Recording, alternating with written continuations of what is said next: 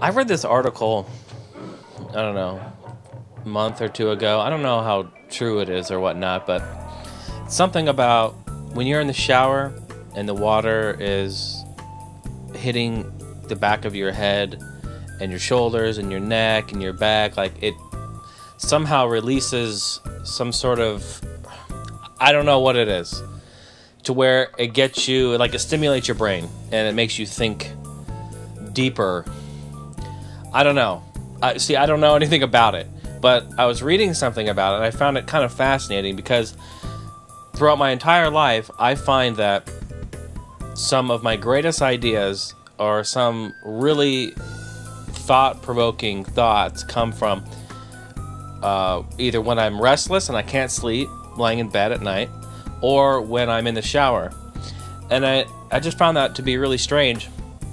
And so the other day I'm taking a shower, and like it's weird because we've been asked this question on the All Gen Gamers podcast before, maybe a year or so ago.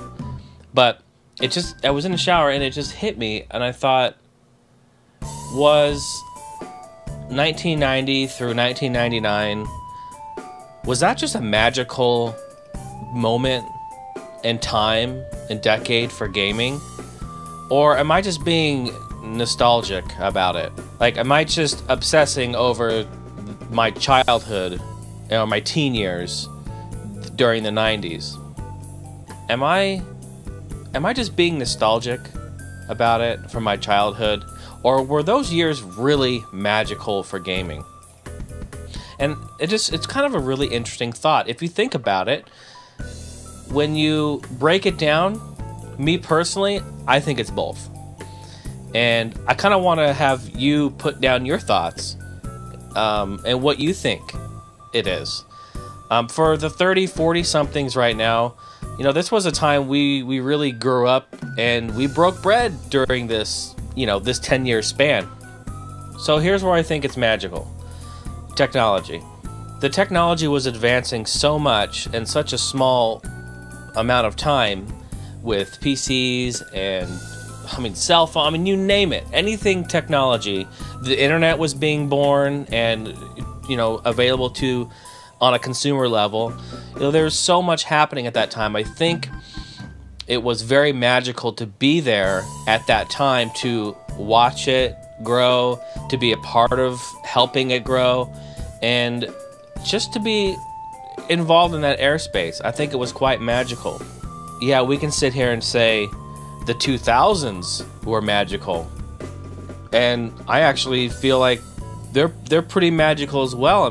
2000 we had the PlayStation 2, 2001 we had the GameCube, we had the original Xbox, and bringing multiplayer and online gaming together finally for the first time in a convenient way with Xbox Live. In the mid-2000s, we had the release of the Nintendo Wii, which revolutionized gaming as we know it. We had the PlayStation 3, which broke ground in the next-gen consoles with how it looked and played, and their PlayStation Network, and we had the Xbox 360. Oh my God, the 360, it's still a very active console today. And, you can say that all that's very magical and revolutionary, and I agree with that. But there's something about the 90s, and even further. I couldn't tell you what the 70s were like, and I can tell you what the late 80s and all the 90s were like, but even for people that are older than me, they would probably say, well, the 70s and the 80s were really where it was at, because that's really like the elementary stages of gaming and technology were really born then. But they started to fine-tune it in the late 80s and then throughout the 90s. We have the rise and fall. I think it happened during the 90s. The arcades came and they got to a certain level. The games and technology were advancing at the time. In the 90s, the arcades were the only place to get games with that type of sound, graphics, gameplay, multiplayer. That was really the only place to get it. And then in the late 90s, it all fell apart. So like the rise and fall happened in this decade, if you think about it. So it's very interesting. Like this 10 years is so magical to me.